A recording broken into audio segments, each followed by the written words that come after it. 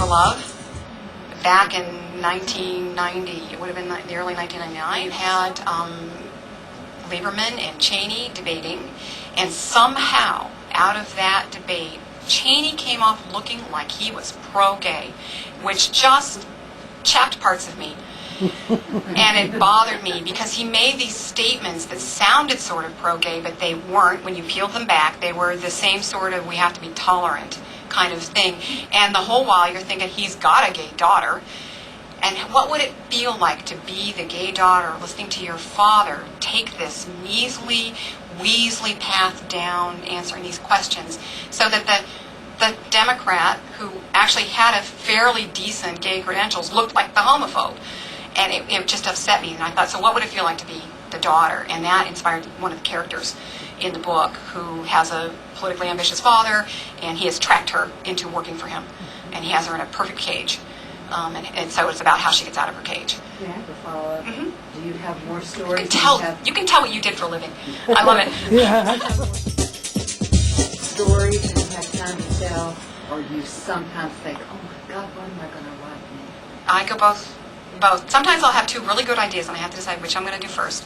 And then there are, especially in the throes, and I'm sure KG has experienced this year, the throes of finishing a book and you don't have another idea. And you think, well, what am I going to do when I'm done? And then the book goes out into the world and there's this zone of silence.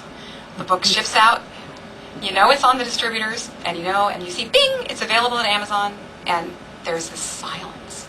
And you're thinking, okay, they're all just reading it. They all ran to the bookstore the very first day it was available, they read it, now they're reading it. And then you're thinking, okay, well, it's a longer book, and now it's been a week. And so there's this silence. And in that time period where you're waiting to hear from people, I mean, did they read it, did they like it, did they get it?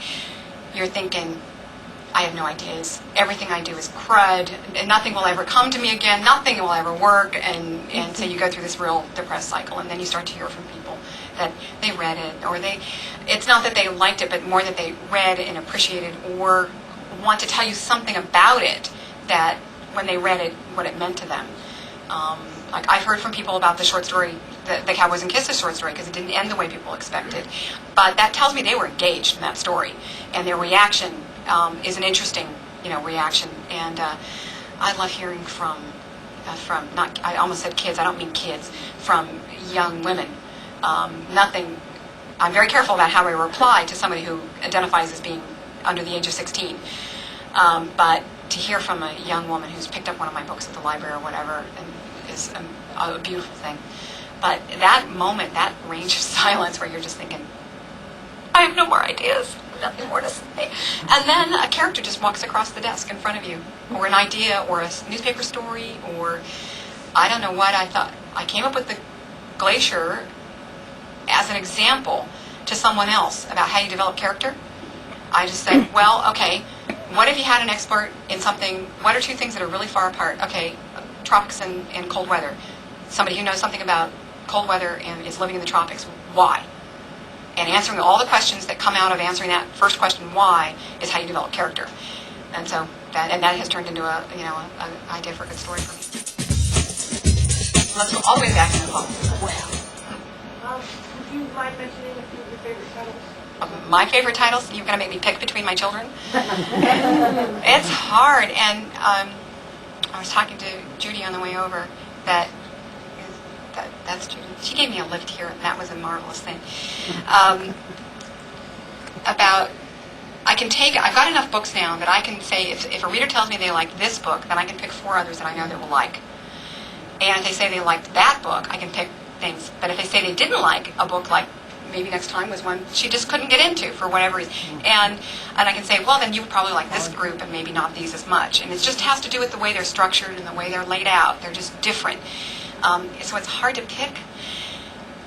But I would have to say of my classic romances, which have a very straightforward structure of a romance novel, that one of my favorites is one of my early ones, Touchwood, is still a favorite, and mostly because not only do I love the story, at the time I was working for an association of health and home services providers for the elderly, and I I was really interested in the stories of older women and how they managed to keep their sanity, being gay in a world that didn't see older women and didn't see lesbians either.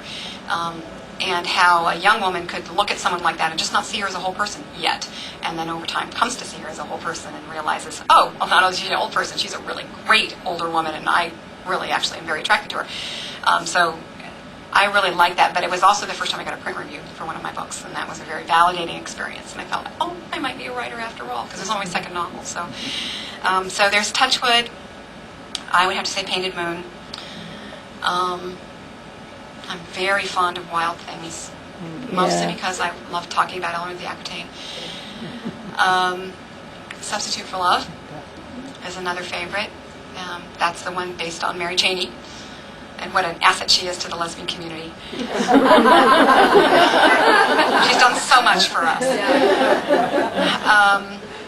And believe me, my character in the book is nothing like Mary Cheney in the end.